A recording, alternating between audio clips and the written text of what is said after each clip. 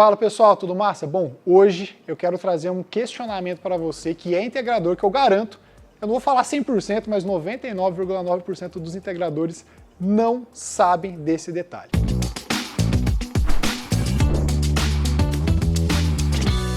Bom, eu estou aqui com o Diogo, coordenador de produtos da Clamper, e também estou aqui com o Douglas, coordenador da engenharia de aplicação aqui da Clamper, para a gente trazer um tema que é o quê?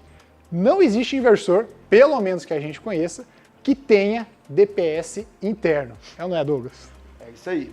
Embora alguns fabricantes declarem que exista a proteção, né, contra surtos para o inversor, ele é composto apenas por um componente de proteção contra surtos. O que difere o componente do DPS?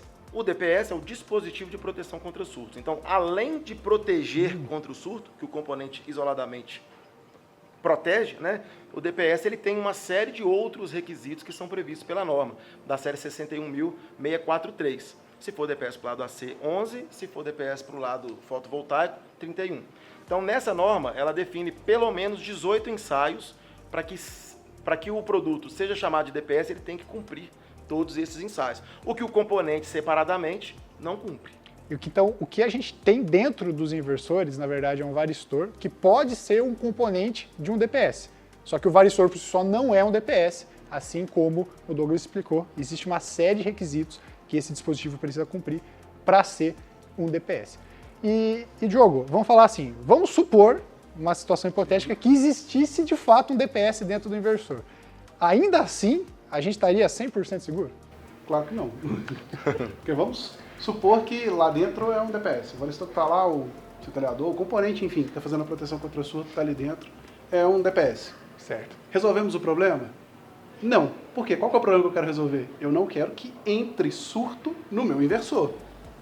Se esse DPS está dentro do inversor, o surto já entrou. Ah, Diogo, mas você tem um DPS lá dentro, esse surto vai entrar, o DPS vai escoar, o DPS vai agir como ele deve agir. Concordo.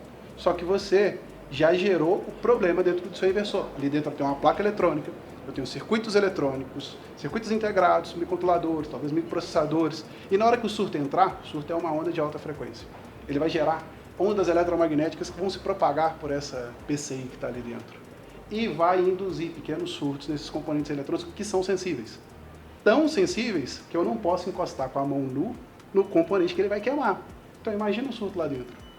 Então, tudo que a gente não quer é levar esse surto para dentro do inversor. Então, mesmo que existisse um DPS ali dentro, coisa que não existe, assim como a gente acabou de explicar aqui, isso seria um problema que somente esse surto, essas ondas eletromagnéticas ali, por si só, já seriam críticas para esses componentes. Então, o que a gente quer? A gente quer extinguir esse surto fora do meu inversor. E como que a gente pode fazer isso? Instalando uma proteção externa, um DPS externo.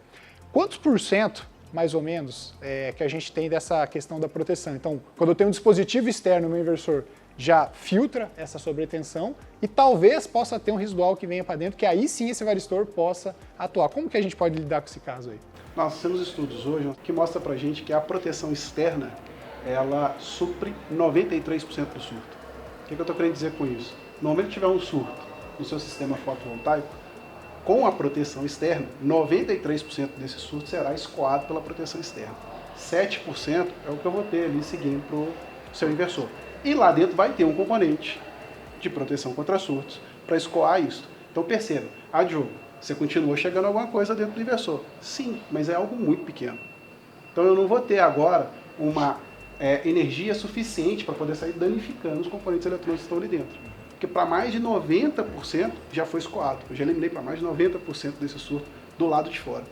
E para vocês terem ideia do que a gente está falando, a Clamper, junto com a Universidade do Pernambuco, fez um estudo onde eles pegaram as principais marcas de inversores do mercado e eles submeteram a uma sobretensão que é bem conservadora no estudo.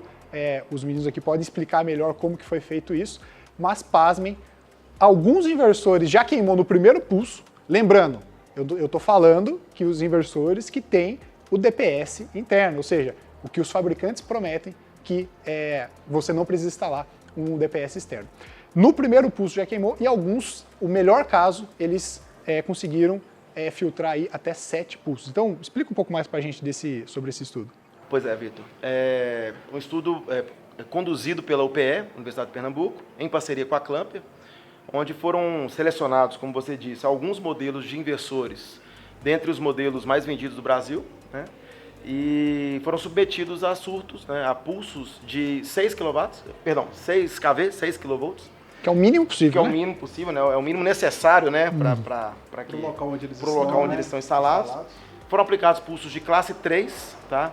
E alguns desses inversores, ou esses inversores, declaravam proteção para classe 2. Então, esses são os parâmetros de entrada, né? E foram aplicados os pulsos, né, nesses inversores, tanto na entrada de corrente contínua quanto na entrada de corrente alternada. E alguns desses modelos falharam logo no primeiro pulso. Ou seja, nem o mínimo requerido para aquele equipamento funcionar de maneira segura, né, ou ter um mínimo de longevidade adequada, não foi obedecido, não foi aprovado. Tá? Então, um dos modelos falhou no primeiro pulso, outro modelo falhou em torno do 7º, 8º pulso, né? Ou seja, é uma suportabilidade muito baixa, considerando um equipamento, o custo, né, que é o equipamento, né, o sistema de fotovoltaico. E com a instalação do DPS externo, né, no caso o Clamper solar, todos os inversores atingiram um nível de 100 pulsos de suportabilidade. E não quer dizer que eles morreram no 100º pulso. Por questão de tempo, por questões logísticas, né, da equipe de pesquisadores, definiu-se que seria o intervalo, a jornada de trabalho, caberiam esses 100 pulsos. Poderiam ser 120, 150, 200, ou seja, muito mais do que esses 100 pulsos. Isso foi verificado tanto do lado de corrente contínua quanto do lado de corrente alternada. A suportabilidade a 100 pulsos, sempre de 6 kV, com o equipamento energizado, né, foi verificada, foi atingida com o uso da proteção externa. Então, o que a gente pode concluir? O estudo está aqui na descrição. Vocês podem clicar aqui, baixar e ler esse estudo na íntegra. E o que a gente pode concluir é obrigatório você ter uma proteção externa ao seu inversor. Não existe inversor, pelo menos que a gente conheça, que tenha uma proteção interna. E mesmo que existisse, a gente mostrou que ainda assim isso não seria o suficiente para proteger o seu inversor. O estudo está aqui na descrição e eu deixo uma pergunta para vocês.